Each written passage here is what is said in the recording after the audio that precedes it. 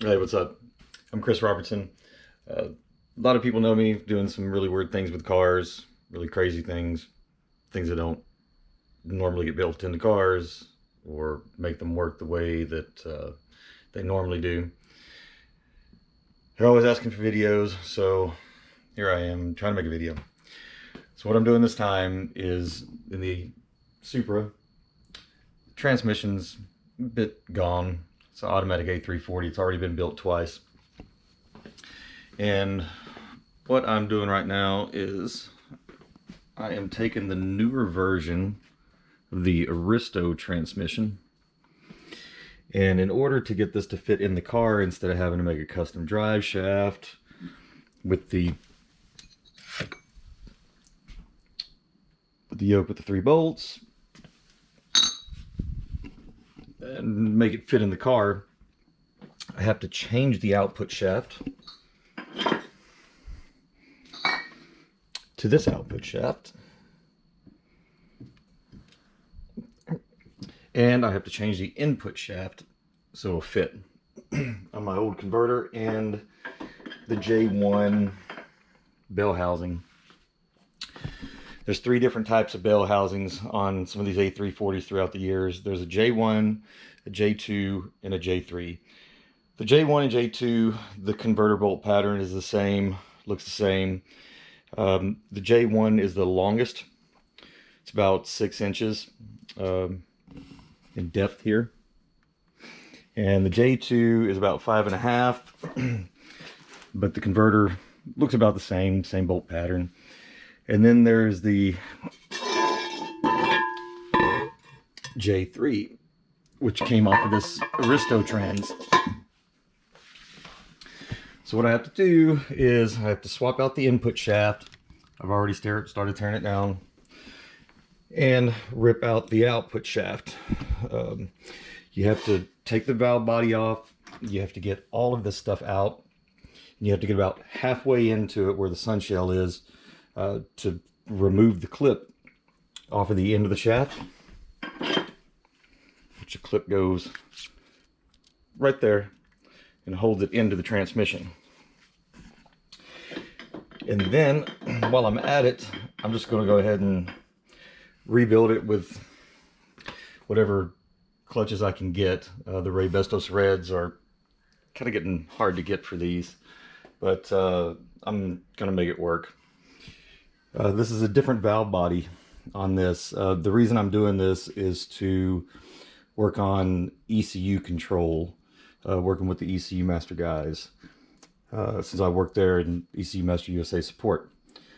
This is a bit different than the other transmission. The 87 transmission is a lot like this older version. This only has 3 solenoids in it, 3 shift solenoids, which are just 12 volt on. 2 of them are responsible for shifting to 1, 2, 3, and 4, and the other one is just to activate the lockup converter. And let's see, if you haven't seen a converter, this is the converter. There's a clutch inside that when you activate the lockup converter, it just activates this clutch and it makes it not slip anymore. This unit has 7 solenoids. It's quite a bit different. There, instead of just an off-on lockup, it has a PWM control, pulse width modulated.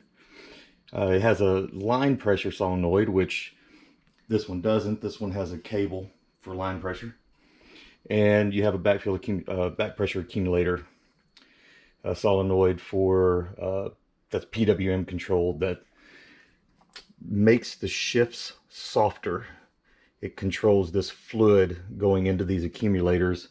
When they shift to the next gear, it makes it either softer or harder to shift, depending on how much pressure there is, if you want to go full throttle or if you're at hardly any throttle. So it makes it softer, more drivable, more pleasurable to drive, and makes it firmer shifts so it doesn't wear out the clutches at higher power, full throttle.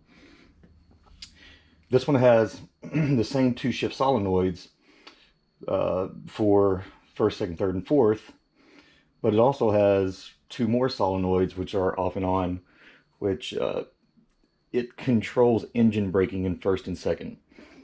On this transmission, if you're in drive and you electronically put it in first and second, there's no engine braking. It just free revs if you're going faster than the output shaft, and there's nothing there, so it drops back down to idle, and it's neutral all the way up until you match the output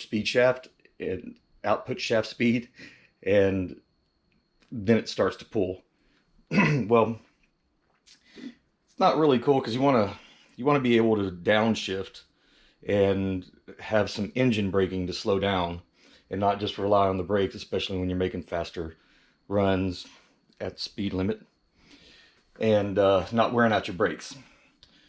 So there's two solenoids here that handle that, and hopefully we can get this changed over. I'll have to completely rewire the whole thing because there's so many more wires on this one than there is the old version because of the solenoids. And this transmission is from it's from an Aristo, which is like the Lexus IS 300 that has the downshift and upshift buttons on the steering wheel. That's why these solenoids are here. These solenoids are here when you go back down to second. It does allow engine braking so it can slow the car down. That wasn't really designed into the old transmissions. The old transmissions were just there to go and drive and go, maybe go into low or second. If you downshift into low or second with the gear selector, then it does have engine braking, but there wasn't any control to electronically shift it to first and second in these older cars without the button on the steering wheel. So it wasn't really needed. They eventually added something like that, and the valve body got much bigger in the later versions. So that's what we're doing. And here's already some of the stuff I've already removed. There's the pump. There's some of the overdrive clutches and bloop, planetary gear. So we're trying to get this thing apart. Waiting on some clutches to come that was ordered. And we're going to start tearing this thing down. Catch you later.